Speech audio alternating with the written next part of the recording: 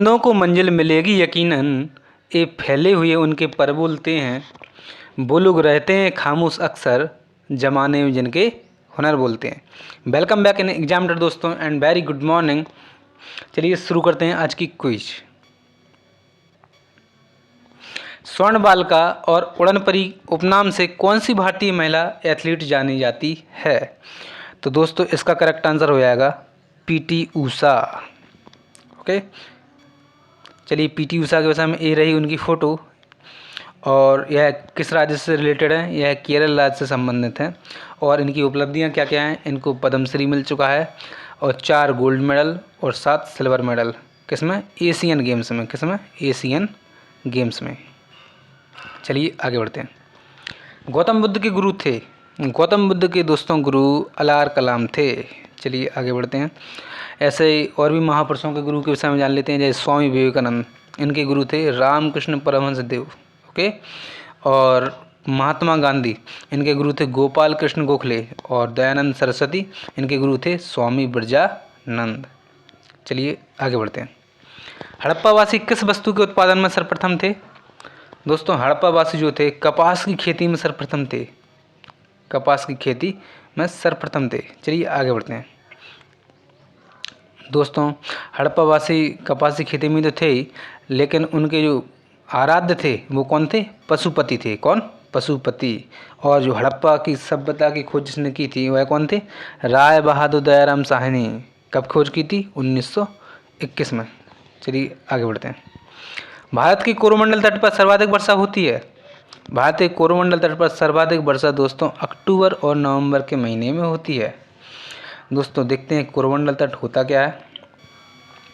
दोस्तों यह भारत का दक्षिणी पूर्वी हिस्सा है। कौन सा है? दक्षिण पूर्वी हिस्सा। जैसे भारत का मानचित्र मान लीजिए तो ये वाला हिस्सा जो है एक क्या कहलाता है?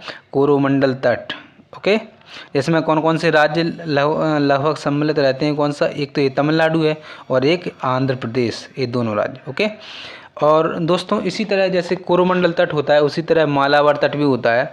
दोस्तों जैसे दक्षिणी पूर्वी हिस्सा है कोरोमंडल तट का, तो मालाबार तट का हिस्सा कौन सा है? ए, दक्षिण पश्चिमी हिस्सा।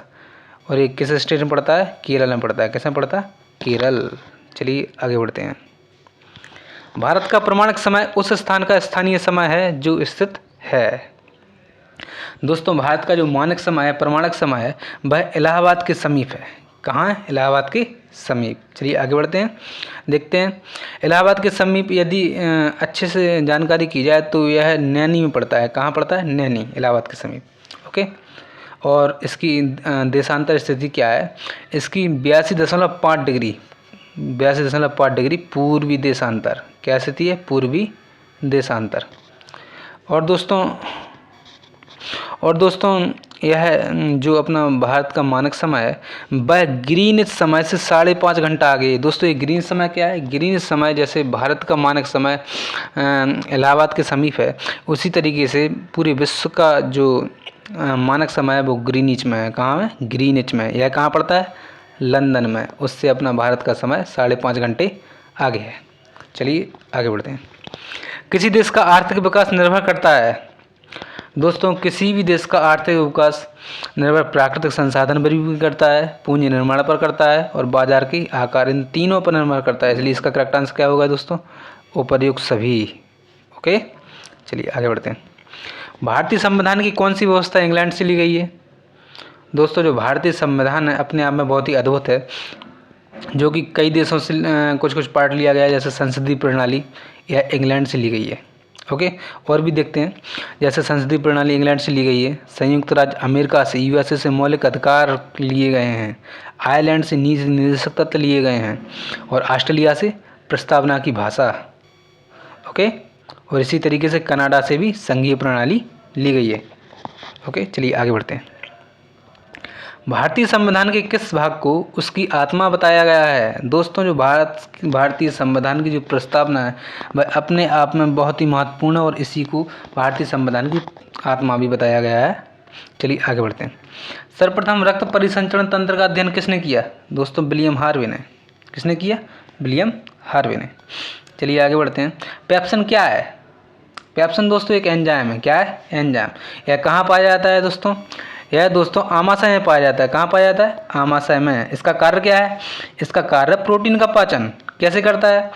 पहले प्रोटीन को पेप्टाइड में तोड़ता है और फिर उसको अमीनो एसिड में तोड़ता है। दोस्तों बहुत ही इंपॉर्टेंट क्वेश्चन दोस्तों मैं बता रहा हूँ, इनको ध्यान में रखना। चलिए आगे बढ़ते हैं। अमोनियम क्लोराइड का विलयन कैसा होता है? अमोनियम क्लोराइड का विलयन क्षारीय होता है। इसकी प्रकृति कैसी होती है? क्षारीय। दोस्तों एक निवेदन है, जो भी चैनल पर नए हो दोस्तों चैनल को सब्सक्राइब कीजिएगा, और जिन्होंने सब्सक्राइब कर लिया लाइक कीजिएगा और वीडियो को ज़्यादा से ज़्यादा शेयर कीजिएगा। दोस्तों चलिए आगे बढ़ते हैं। केरल के राजा रवि वर्मा किसके लिए प्रसिद्ध थे?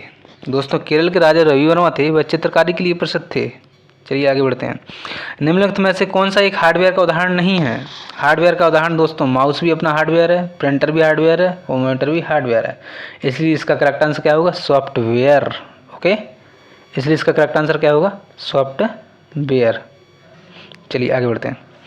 पहले से चल रहे कंप्यूटर को रीस्टार्ट करना कहलाता है। दोस्तों यदि पहले से कंप्यूटर चल रहा है उसको दोबारा से रीस्टार्ट करते हैं तो इसको क्या कहते हैं? रीबूटिंग। क्या कहते हैं? रीबूटिंग। चलिए आगे बढ़ते हैं। भरतखंड संगीत महाविद्यालय कहाँ स्थित है? दोस्तों भरतखंड संगीत जो महाविद्यालय है वह लखनऊ में स्थित है। इसकी स्थापना कब हुई थी? सन 1926 ईस्वी में। चलिए आगे बढ़ते हैं। हाइड्रोजन के समस्थानिकों की संख्या होती है। हाइड्रोजन के समस्थानिकों की संख्या कितनी होती है? 3 होती है दोस्तों। चलिए आगे बढ़ते हैं।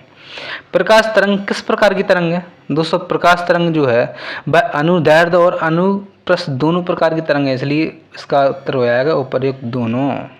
ओके। मानव सूचकांक रिपोर्ट कौन बनाता है? दोस्तों जो मानव सूचकांक रिपोर्ट है वह यूएनडीपी के द्वारा बनाई जाती है। किसके द्वारा? यूएनडीपी के द्वारा।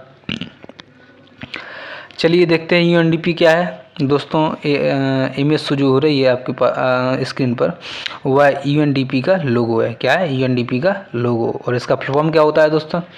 United Nations Development Programme. क्या होता है? United Nations Development Programme. और दोस्तों अभी 2020 के अनुसार भारत की मानव विकास सूचकांक में रिपोर्ट रैंक कितनी में थी? 131वीं। इस बात को ध्यान में रखना। और इससे जस्ट पहले कितनी थी? 129वीं। दोस्तों 2020 में कितने देश सम्मिलित हुए थे इस रिपोर्ट के लिए? दोस्तों 189 देश सम्मिलित किए गए थे। कितना? 189। कितना? 189 देश। चलिए आगे बढ़ते हैं। दादा के नाम से किसे जाना जाता है? दादा के नाम से मेजर ध्यानचंद जी को जाना जाता है। ध्यान रखना। चलिए आगे बढ़ते हैं। प्रकाश छोटे छोटे कणों से बना होता है जिसे कहते हैं, इसे फोटोन कहते हैं। क्या कहते हैं? फोटोन। आगे बढ़ते हैं। चलिए इसी के साथ हमारी क्विज भी समाप्त होती है। दोस्तों सब्सक्राइब, लाइक और शेयर का ध्यान कीजिएगा। जय हिंद दोस्तों।